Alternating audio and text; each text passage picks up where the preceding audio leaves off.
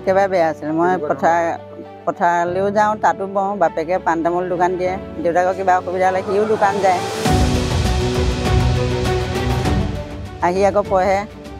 সেইমতে কল্যাণপুৰত পঢ়িলে, তাৰপিছত দীপৰা স্কুলত পঢ়িলে। দীপৰা স্কুলৰ ছাৰসকলেও হৰলিক্স মানে কিতাপ বহি কলমৰ পৰা ধৰি সম্পূৰ্ণ যোগাৰ দিছিলে। আমাৰ মানে সি ইমানটো যোগাৰ দিবলৈও মানে সক্ষম নাছিলে তেতিয়া, সৰুটোতো সৰুৱে হৈ আছিলে তেতিয়া। আৰু লগত আমাৰ দাদা আছেই, মোমায়েক। ভবা নাছিলোঁ, এতিয়া ঈশ্বৰে দিছে ৰাইজৰ আশীৰ্বাদ। ৰাইজৰ আশীৰ্বাদ নহ'লেতো একো কাম নিশিজে।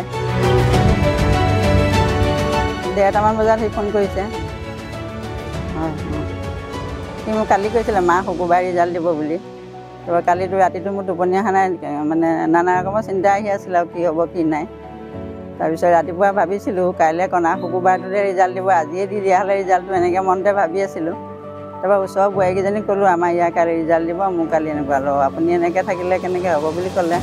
তাৰপৰা সি ভাত বনাই মেলি দেউতাকক ভাত খাব দিছোঁ, তেতিয়া সি ফোন কৰি কৈছে যে মা ৰিজাল্ট দিলে, ৰিজাল্ট ভাল।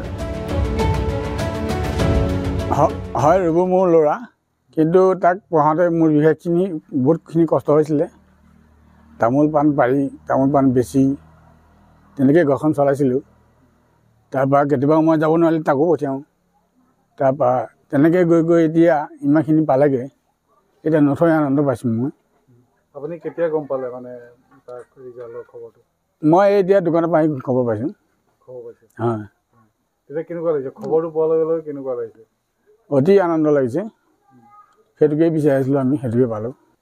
দীপৰা হাইস্কুলৰ পৰা, চৰকাৰী এখন স্কুল, অপ্ৰাদেশিকৃত এখন স্কুলৰ পৰা তেওঁ যেতিয়া ডিষ্টিংশ্যন পায়, আমাৰ এই অঞ্চললৈ গৌৰৱ কঢ়িয়াই আনিছিলে। মোৰ লগতে সমগ্ৰ দীপৰাবাসী গৌৰৱান্বিত হৈছিলে। আৰু আপোনালোকক আমি আমন্ত্ৰণ জনাইছিলোঁ, আপোনালোকে তাক উৎসাহ আৰু প্ৰেৰণা যোগাই আগবঢ়াই নিছিলে। আৰু সেয়ে তাৰ জয়যাত্ৰা আপোনালোকৰ জৰিয়তে আৰম্ভ হৈছিলে। আৰু ৰাইজৰ সম্পূৰ্ণ সহযোগিতাত, মাক দেউতাকৰ অক্লান্ত পৰিশ্ৰমৰ অন্তত আৰু তাৰ মেধা শক্তিৰ বলত আজি সি ACS হৈছে আৰু 14 নম্বৰ স্থানত সি উত্তীৰ্ণ হৈ উজ্বলিছে।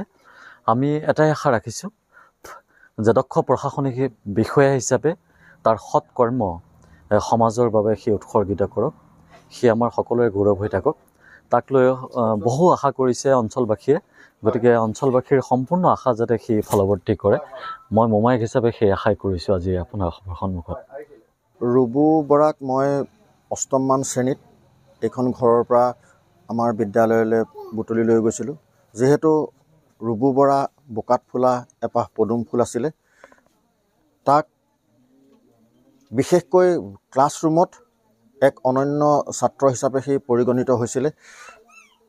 আমাৰ আটাইকেইগৰাকী শিক্ষকৰ সি মধ্যমনীয়া হৈ পৰিছিলে, যে তাক যি ধৰণে আমি শিকাওঁ, আমি নিজে পঢ়িব লগা হৈছিলে যে তাক পঢ়াবৰ কাৰণে। সি সঁচাকৈ মেধাসম্পন্ন এজন ছাত্ৰ আছিলে, যাৰ এটা প্ৰমাণ আজিৰ এই ৰিজাল্টে কৰিছে যে এবাৰতেই স্নাতকোত্তৰ নোহোৱাকৈ কেৱল গ্ৰেজুৱেট হৈয়ে যে মানে ACS বিষয়া হ'ব পাৰে, তাৰ মানে ৰূপু বৰা এজন জ্বলন্ত মানে সাক্ষী যে ৰূপু বৰাই স্নাতক হৈয়ে ACSৰ দৰে 14 নম্বৰ স্থানত দখল কৰাৰ কাৰণে মই এই সুযোগতে অসমবাসীৰ জৰিয়তে মুখ্যমন্ত্ৰী ডক্টৰ হিমন্ত বিশ্ব শৰ্মাক ধন্যবাদ দিছোঁ, যাতে এনেকুৱা এটা সৰু পৰ্যায়ৰ পৰা দৈনিক মানে কাম নকৰিলে খাব নোহোৱা এটা অৱস্থাৰ পৰা যে ল'ৰা এজনেও যে ACS পাব পাৰে, সেইটো অসমৰ কাৰণে এটা আদৰ্শ বুলি মই চিহ্নিত কৰিছোঁ। ধন্যবাদ।